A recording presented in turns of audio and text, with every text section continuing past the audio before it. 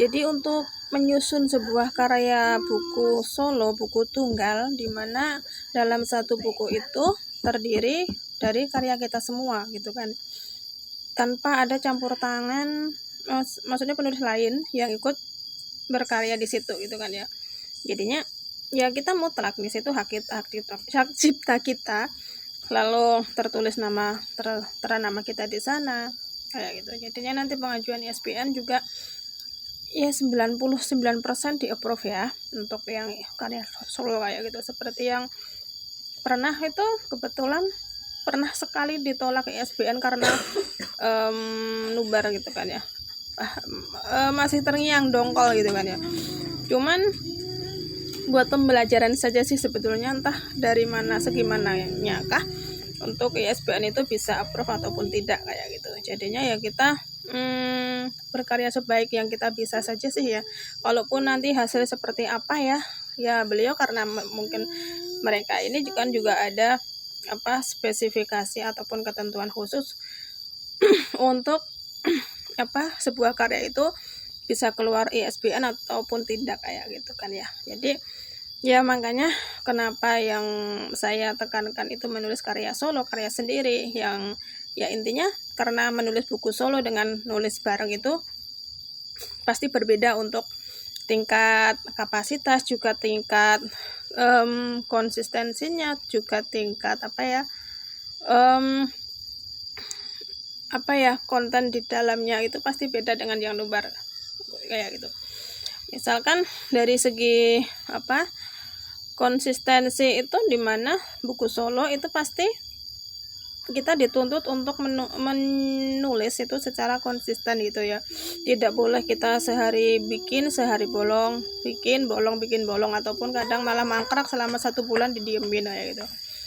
Lalu baru diselesaikan bulan berikutnya kayak gitu kan. Jadinya kalau saya malah lupa ya kayak gitu.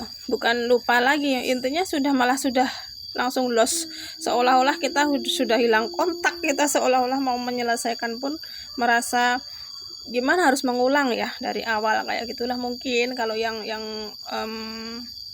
karya yang panjang kayak gitu. Toh sebetulnya kalau karya yang simple seperti puisi, quote, cerpen itu ya kalau cerpen diusahakan dalam satu tema, satu judul itu langsung selesai kayak gitu.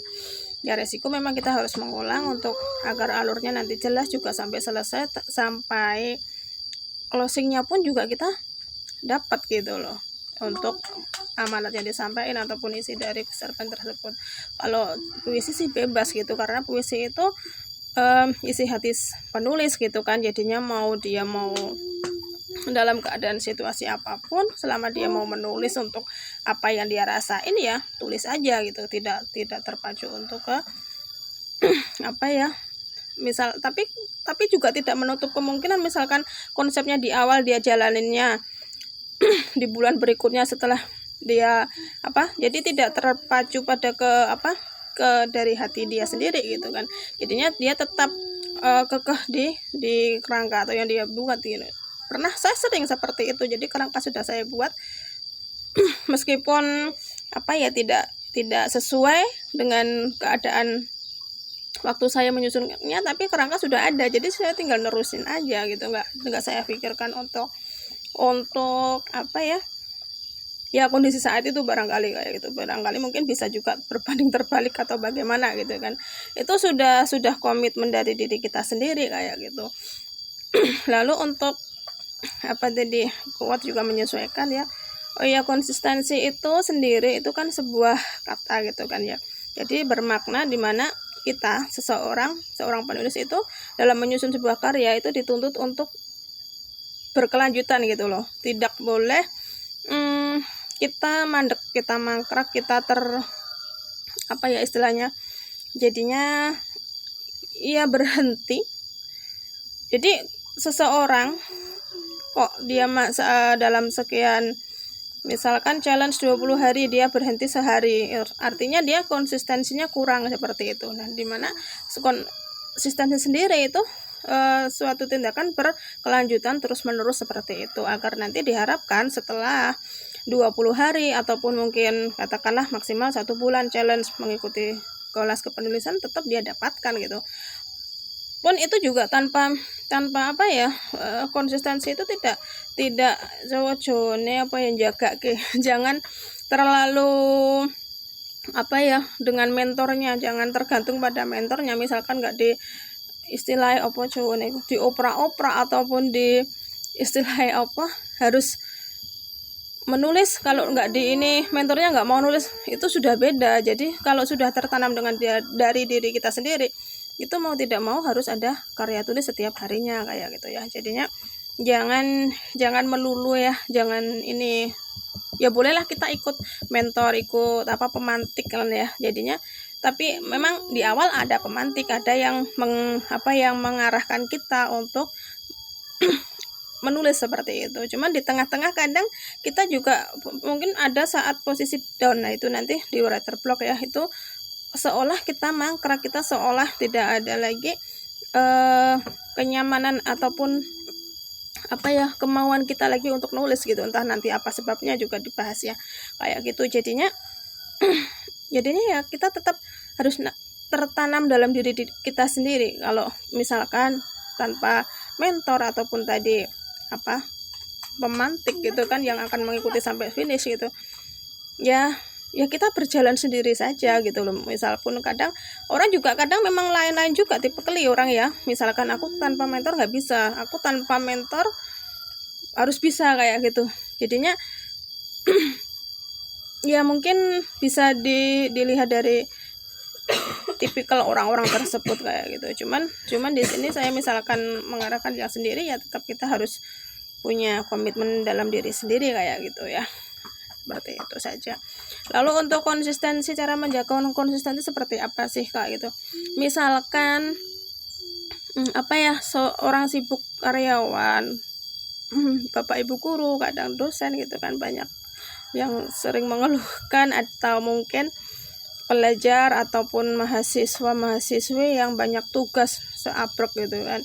Konsistensinya gimana cara menjaga ini agar bisa tetap nulis ya. Namanya menulis konsistensi itu tetap ada kuncinya, itu meluangkan ya, bukan kita mencari waktu tepat untuk menulis. Sebetulnya itu ya memang mungkin sebagian besar mungkin bilang seperti itu. Cuman di sini kalau kita tanpa meluangkan, seolah-olah kita memang kehabisan waktu loh. Kalau kita apa ya mengikuti ya duruti cowoknya itu, pekerjaan kita dalam 24 jam nggak ada habisnya gitu loh. Kan miris banget ya, orang mau nulis tapi kok nggak mau meluangkan waktu ya, kayaknya itu cuman teori doang gitu, omong doang, katanya mau nulis tapi nggak mau nulis kayak gitu ya. Sayang ya, jadinya sebisa mungkin ada waktu dimana intinya kita harus meluangkan tadi sekitar dalam setengah jam, 1 jam itu sudah sangat maksimal kok gitu loh untuk setiap hari. Nanti kita teruskan ke hari kedua, ketiga, berikutnya sampai kita selesai hari ke-20 seperti itu. Jadi jangan dikira, jangan di ini apa ya istilahnya, kita membuang-buang waktu. Tidak kok, kita kan waktu itu untuk kita sendiri gitu kan, nanti yang menikmati hasilnya juga kita. Misal pun nanti kok mikirnya nulis nggak ada hasilnya kayak gitu, ada juga gitu kan, sia-sia doang aku nulis, kayak mungkin pribadinya kesannya melo gitu ya kalau orang ini nulis ataupun suka nulis buku diary ataupun apa ya, enggak juga. Jadi awalnya memang kita harus komitmen, kita apresiasi atas diri kita sendiri bahwa kita pun bisa gitu loh. Jadi tanpa mereka pun mungkin ada mentor, ada butuh pendamping apa gitu kan istilah mereka ya monggo kalau masih membutuhkan, kalaupun enggak ya, jadi kita tanamkan pada diri kita sendiri gitu aja intinya. Jadi dalam 24 jam kita jangan sampai terlewatkan untuk nulis. Sisakan atau luangkan waktu dalam setengah sampai 1 jam, syukur lebih gitu kan. Terlepas itu nanti mau sesibuk apapun kita ataupun apa istilahnya jadi nggak ada istilah libur gitu loh intinya ya. Kalau saya dulu seperti itu, jadinya mungkin juga tidak ini dengan membaca barangkali jangan juga kalau sudah nulis tapi nggak membaca juga, itu juga tidak bagus kayak itu. Nanti tips untuk writer block ya. Oke, terima kasih.